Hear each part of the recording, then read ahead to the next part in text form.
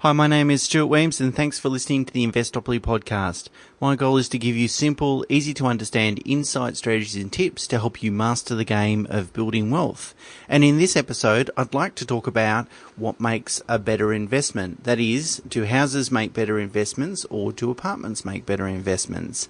And when I'm talking about houses and apartments, I'm talking about investment grade quality properties. So I'm not just talking about off-the-plan style apartments or new build apartments and so forth. So it's really important to clarify that. So let me pose a couple of questions to you. If you had a budget of say 1.3 million or above, should you put that into one house, one really well located house, say in Melbourne or even possibly Sydney, in a really strong blue chip suburb? Or should you invest that across a couple of older style investment grade apartments? Again, maybe still in Melbourne, Sydney or Brisbane. Secondly, if you've got an investment budget of say less than 1.3, let's say your budget is around $700,000 or $800,000, you could possibly buy a house in the outer suburbs. So maybe 20 or 30 k's out from the CBD in, again, Melbourne or Sydney, possibly get a house. But you're going to compromise a little bit on location, or even perhaps in a regional town. So still a well-established town that has 100, 150, 200,000 people, and possibly you can buy in one of the best suburbs in that town. So should you do that, or should you buy an apartment again in Melbourne or Sydney in an investment grade location? So that's the topic of what I want to talk about during this podcast. And what I'd like to do is just talk about the pros and cons and just mention some of them. And I apologise, this is going to be a bit of a longer episode than it normally is. So the first pro and con I'd like to talk about is that apartments are susceptible to future changes in supply. So typically the number of houses in any blue chip suburb is somewhat fixed. So I'm not talking about suburbs that are open to subdivision and so forth. Of course, we can change the houses or townhouse developments and so forth. We can tend to change the townhouse, the house supply in those areas. But in blue chip suburbs where land value is considerable, typically it's one house per block.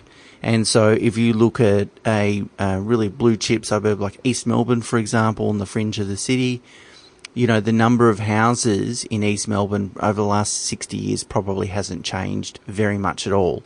In fact, maybe it's actually reduced over time.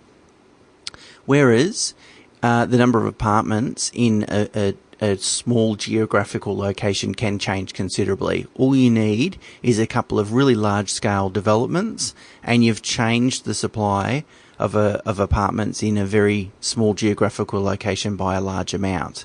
And that's naturally going to have some flow-on effect to the capital growth of apartments in that area, because obviously we're changing supply and demand is held constant, then prices are going to be under pressure in terms of not upward pressure but downward pressure. So that's one of the advantages of investing in a house, is that we can't really change the supply of houses, so our supply is going to be fixed, and as long as our demand is excessive, we should benefit from capital growth. An advantage of investing in apartments over houses is that you have more flexibility. So a really good strategy could include, say, if you were in your 40s, for example, and thought, well, I want to retire at 60. So you've got, if you're somewhere in your 40s, you might have sort of 20 to 15 years away from retirement. Potentially what you could do is go and buy 2 apartments, hold them for 15, 20 years, then sell one apartment when you're retired and use the net cash proceeds to repay the debt on the remaining apartment. Therefore, you end up with one apartment with ostensibly no debt or very little debt, and therefore it's going to generate a good, strong income stream from the rental income, which will supplement any income stream you draw from super, so your pension from super. Whereas if you have a house, it's all or nothing, right? You either keep the asset or you don't. So you don't necessarily have as good a debt exit strategy if you invest in one asset. Another advantage of buying a couple of apartments over houses is you get to spread your eggs amongst many baskets. So different geographical locations and micro markets will perform differently at different times. And so by spreading your properties across a geographical location, also even from a tenant perspective as well, you can smooth those returns out. And if you make a mistake and you choose the wrong asset, well, again, at least you've got other assets that can compensate you until you sort of work out what you want to do with that underperforming asset. Whereas if you put all your eggs in one basket, it's very much a make or break situation, whether you get it right or not. An advantage of a house over an apartment is the element of control. You know, one of the biggest things or benefits of investing in direct property is that we've got complete control over the asset. So that is, we can improve it, we can change it, we can gift it, we can manage it, improve its management and so forth. But with apartments, one of the challenges can be the owner's corporation. So the owner's corporation manages the common areas of the property, car parks, driveways, lifts, these sorts of things. And sometimes, it can be some owners' corporations don't act as efficiently as others, and sometimes it can be difficult to make decisions. So investors might want to make decisions that are obviously going to improve the value of the asset, whereas owner-occupiers aren't necessarily concerned about the value of the asset. They might be more concerned about cash flow, for example. So investors might want to improve the outside of a building or repair the outside of a building, an apartment building. But any owner-occupier owners might think, well, I don't really care about that. And so therefore it can make it difficult to make sure your owner's corporation is going to behave in a way that's actually going to maximise your investment. So you do lose an element of control there. Some examples: I've got a client that has a property and there's some car parking on title, but potentially it's excessive car parking that's not really needed, and they could potentially either develop that land or sell it off to a developer. But to get all the owners to agree to do that, that's difficult. Changing in titles, if you've got an old stratum title and then you want to change that to strata, they've got more common strata title, which will improve its marketability and therefore value. Again, if you're an occupier and you're not planning on selling the property or whatever, you don't really care about it. So it can be difficult. One way to mitigate this risk is to undertake really good due diligence at the beginning and just make sure that the owner's corporation is functioning effectively, and also if the property is already in a good state, that is, you don't need to make any changes, that obviously reduces your risk as well. Another advantage of a couple of apartments over houses is you typically get a high yield with apartments. So apartments will typically yield somewhere in the range of 3 and 4% per annum based on their value, whereas houses are somewhat closer to sort of 2 and 3%, probably typically towards the end of that range. So if you're investing in a house, maybe you get $600 to $700 a week in terms of gross rent. But if it's an apartment, maybe you get $400 to $500 a week. And if you've got two apartments, that's obviously $800 to $1,000 a week. So you could be somewhere between $300 to $400 better off a week gross, by investing in two apartments as opposed to one house. So you will get a higher yield. But another advantage of a house over an apartment is the capital growth rate. So obviously I've talked ad nauseum about compounding capital growth, and that it's the simplest, easiest path to financial independence.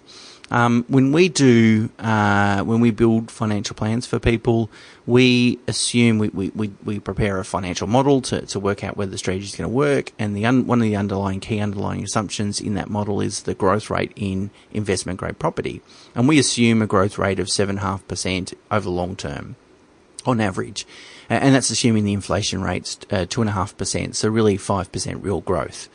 But really, the observed growth rate over the past 20, 30 years is often a lot higher than that. When we look at investment-grade property over the last 30 or 40 years, it's grown at 10 or 12%.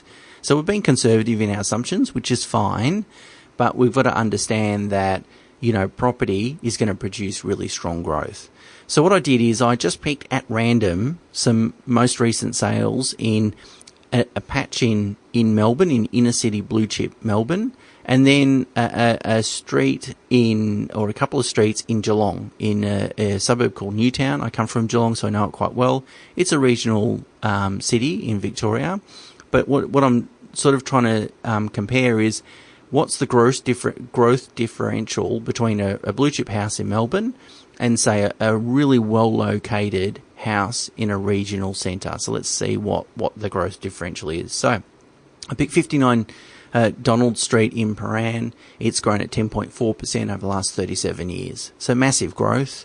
And obviously over that 37, nearly 40-year, 4-decade period, we've had, different interest rates, governments, tax rules, that is CGT, GST, negative gearing, population changes. Everything's happened over that time, right?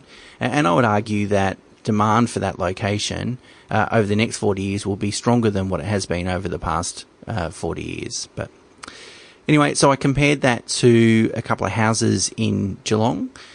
So Buckingham Road and Cairns Avenue, which are both in Newtown, both in quiet streets, older style properties, mostly land value and so forth. Their growth rates were 7.8 to 8.8%, depending on the house. So around 7 to 9 or 8 to 9%, I should say. So therefore, the growth gap, the growth differential between prime blue chip inner city and a really good quality, high quality location in a regional centre is going to be about 1.5 to 2.5% per annum. So you're going to get greater growth from a blue chip house naturally, and that could make a big difference. Now, apartments are going to give you a higher income yield because there's more accommodation, and as a result, they have less land value compared to a house. Again, I'm comparing two blue chip locations. So you're not going to get the same level of capital growth, or at least you can't expect to get the same level of capital growth if you're investing in an apartment as compared to a house. And intuitively, I think it's reasonable to assume that the growth gap's going to be somewhere between 1 and 2.5%. So it's kind of similar between comparing a house in Melbourne versus a house in Geelong, where the growth gap's probably, as I said, between 1.5 and 2.5%. If you're comparing an apartment in Melbourne and a house in Melbourne, again, both blue chip, investment grade suburbs, then I think the capital growth differential is it's reasonable to assume it's going to be 1 to 2.5%. So ostensibly, the investment grade apartment in Melbourne and the well-located house in an excellent street in Geelong have very similar investment return attributes. So they can be sort of compared or comparable, except for the thing that I think the apartment in Melbourne exhibits significantly lower risk than the house in Geelong. And the reason for that is that Melbourne's got a population of close to 5 million. Geelong's got a population of about 200,000. So there's sustainable and more robust demand in Melbourne, and arguably the returns are slightly better as well from a capital growth perspective at a much lower risk. So why would you ever then take the risk of then investing in a regional town? Even though you're getting a house, it's no big deal because it's not translating into higher returns.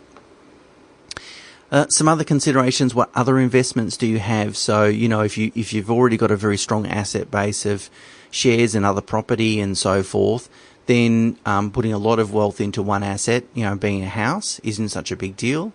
If you're just starting out and you have no other investment assets, then putting all your money into one house feels a bit risky to me, because it's like putting all your eggs in one basket.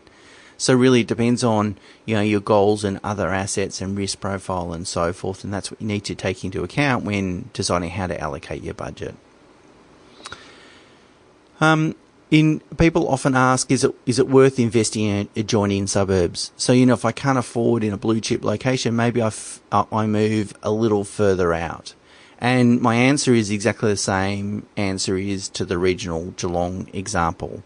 What you're doing, if you're going to move further out just to get yourself a house, what you're doing is you're buying an asset that's really probably a 7 out of 10, as opposed to buying an apartment that might be a 10 out of 10.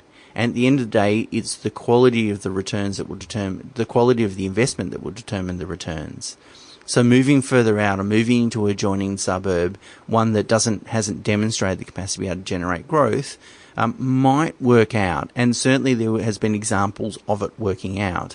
But we can't fool ourselves into thinking that it's the same investment strategy that exhibits the same risks. And what we're trying to do is we're trying to find an asset that's always going to have sustainable excessive demand. And it's hard to argue that an outlying suburb will be more in demand than an inner suburb by a broad spectrum of the population. So not just one potential sort of group of buyers and so forth. So again, if we want to prepare ourselves for an environment where there's less demand for property or population growth comes off a little bit or the economy is struggling, well then the good quality areas will always perform well. So there you go. There's a few things to think about. As I said, I apologise for the length of this episode because I like to keep them short and sharp. But there is a lot to think about when considering, how to structure your property investment portfolio and, more correctly, your overall financial plan. So some of the things that I've talked about are some of the things that you need to consider. And unfortunately, there's no one-size-fits-all solution here. It is very much dependent on your own personal situation, your own goals, cash flow, risk profile, and financial plan.